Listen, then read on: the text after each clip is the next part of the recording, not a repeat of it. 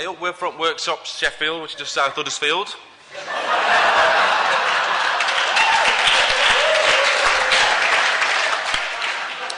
We're here to talk about our heart-pumping, heart-warming, multi-sport, multi-platform, sports spectacular Olympic heroes.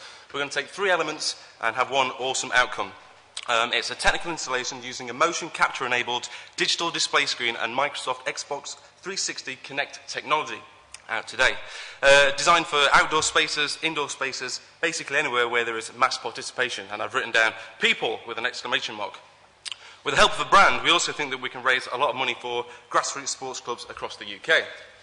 And this is the pause that was definitely supposed to be in the presentation. And we're off. So, before we get onto that, we want to fuse 2 ideas together. So it's the idea that when you're in a recession, that tends to lead to reflection, and we all get nostalgic, and we look back through rose-tinted glasses because it's quite comforting. But whatever happens, it's the technology that takes us forward, and if you think how far we've come in a short space of time.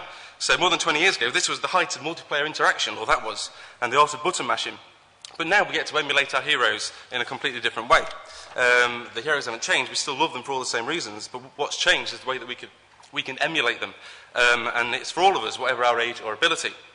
So from joystick sort of mashing, we now get something like Mario and Sonic at the Olympic Games for the Wii, and of course Wii Sports, and also released today, Kinect Sports for the Microsoft Xbox 360. So, onto our installation, which is definitely there. It's a one-time installation. We've got it here using Piccadilly Lights long thin screen, and sponsored by one big brand. And the idea is that Microsoft Kinect and the Xbox 360 are hooked up to the big screen, so you and a couple of your mates walking down the street, anyone can get involved, and you can take part in the 100 metres or the javelin or the 400 metre freestyle swim. The idea is that for every event and for every winner, the brand donates £1 to the Olympic Heroes Fund, which we've invented, which is distributed to user-nominated grassroots sports clubs across the UK. So the good thing is that you can roll it out across the country, and it can be placed in key sites, including shopping centres and anywhere else that Clear Channel have a screen. The good thing is all the technology is built within the installation, so it can be used almost anywhere. And if you haven't got a screen, then we can shove a projector in the back. I say shove, that sounds untechnical, but that can basically put it onto any screen. Also, it means it isn't fixed to one brand. If you're Argos and you've got a Get Fit and Lose Your Fat Belly campaign, then you can set up this outside your store too.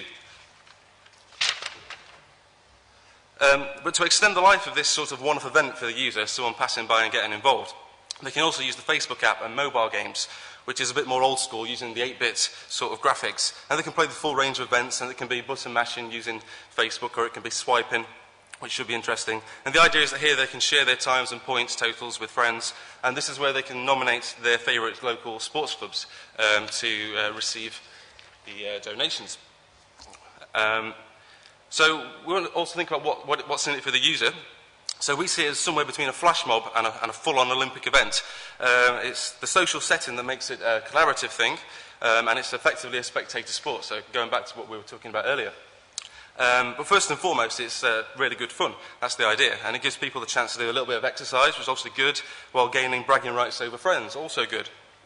But there's also a sense of doing something tangible, something good, by taking part and raising money, and it's tying into the emotional response things we were talking about earlier.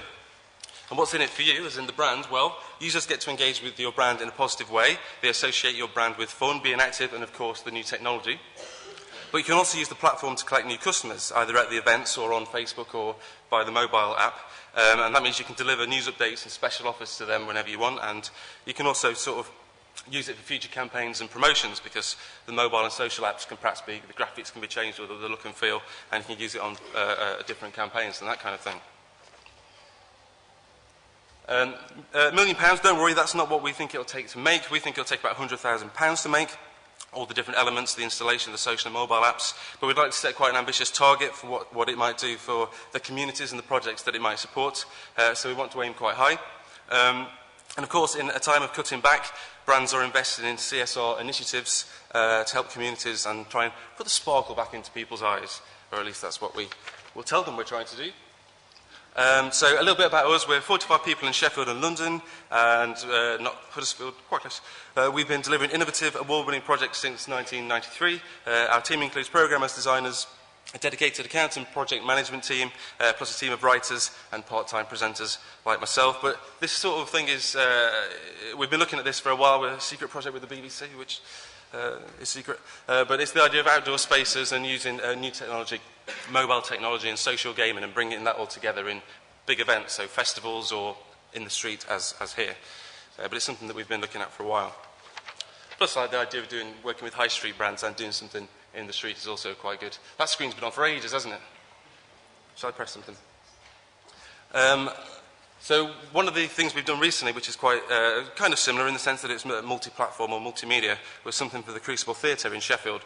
And this was called the Rehearsal Room, which is effectively a flash website. But the idea was that it would engage audiences in new ways. So as well as that, there was lots of outdoor elements to the campaign.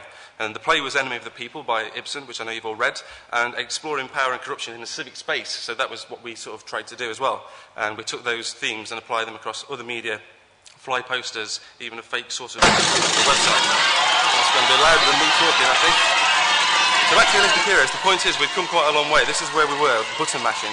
We emulate our heroes in a completely different way now. And we can do it in the street as well. We can be physical, we can be active, and we can become participants. We're no longer sort of passive spectators. But gaming is, of course, a social event, and this is where we are now. This is sort of more like it. And social events and spaces, whether indoors, outdoors, or online, that's where brands can meet their customers and perhaps do something rather smashing while they're at it, we hope. That's it. Thank you very much.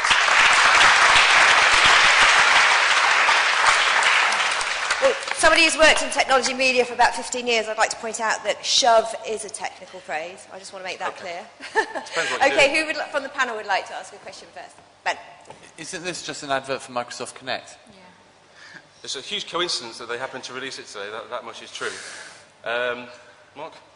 I mean, same answer. I mean, really, we're interested in using any kind of new technology. We're about innovation, about using that innovation to connect with the audiences. So we saw it as an ideal opportunity, really. But won't the user on the street see it as an advert for the Connect technology rather than Argos or whoever? Unless Connect sponsored it, we'd be pushing the physicality of the experience rather than the technology. And the brand and the event. The Connect would be the technology that enabled us to do that, really.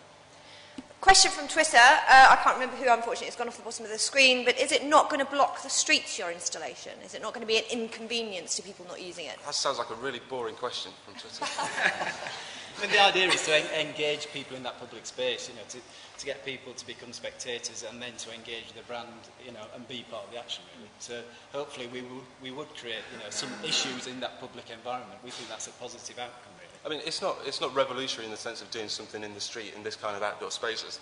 People have done similar sorts of things without there being riots, I would imagine. Well, it's experiential, and you know, overreaction do this all the time. It's activation, so that's nothing new. Yeah, I think if we stop the traffic, we'd be pretty, you know, pleased with that outcome, really. Be a result. That's the key. Anybody else from the panel? No? Any Twitter questions? No, it seems not. So it seems you guys. Nothing from Mr. CD. Nothing. Any from the audience, by the way? Anyone got any questions? You guys got off very lightly indeed. Thank you very much. A big round of applause.